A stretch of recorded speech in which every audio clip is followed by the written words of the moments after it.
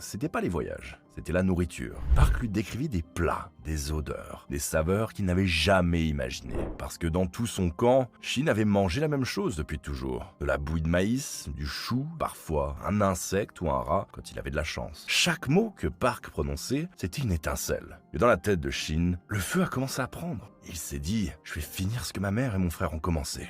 Je vais m'enfuir d'ici. » Shin et Park avaient fait un pacte. Un deal entre deux hommes prêts à risquer leur vie pour une chance, une seule, de voir le monde extérieur. Shin, lui, connaissait le camp comme sa poche. Normal, c'était le seul endroit qu'il avait jamais vu. Park, de son côté, venait d'arriver.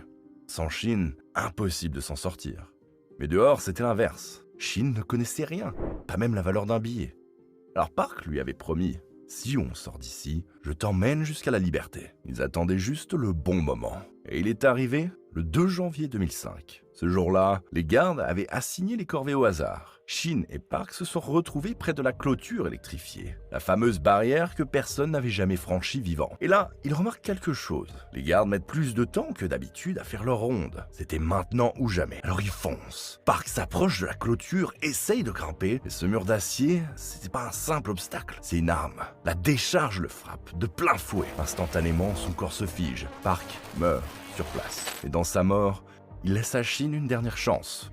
Le corps de Park est resté coincé dans la grille. Une ouverture, une protection contre le courant. Et Shin comprend. Il s'élance, grimpe sur son ami mort et passe la barrière. Et même avec cette protection, le courant le brûle. Ses jambes sont carbonisées par les fils du bras. La douleur était atroce. Mais pour la première fois de sa vie, il est libre. Le camp est derrière lui. Les gardes ne l'ont pas encore remarqué. Et Shin n'a qu'une idée en tête. Courir. Il trouve une petite maison, celle d'un fermier. À l'intérieur, un uniforme militaire poussiéreux. Parfait. Personne ne sait à quoi il ressemble dehors. Alors il se déguise en soldat nord-coréen. Et ça marche. Dehors, tout est nouveau. Les routes, les gens, la monnaie. Il ne comprend rien. Il vole un sac de riz, le revend des villageois affamés. Et avec cet argent, il s'offre des biscuits. C'était le premier goût sucré de toute sa vie. Et des cigarettes. Comme un roi en cavale. Mais il sait qu'ils finiront par remarquer sa fuite. Alors il trace vers le nord. Direction la frontière chinoise. Et là, coup du sort. La famine joue en sa faveur. Les gardes frontaliers, eux aussi, crèvent la faim. Alors quand Shin leur file un peu de bouffe et des clopes, ils le laissent passer. Et voilà, Shin Dong-hyuk venait de faire l'impossible, s'évader de la Corée du Nord. L'histoire ne s'arrête pas là. En Chine, Shin reste discret. Toujours la peur d'être repéré et renvoyé.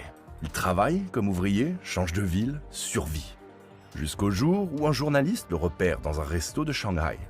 Le mec comprend vite qu'il n'a pas affaire à n'importe qui.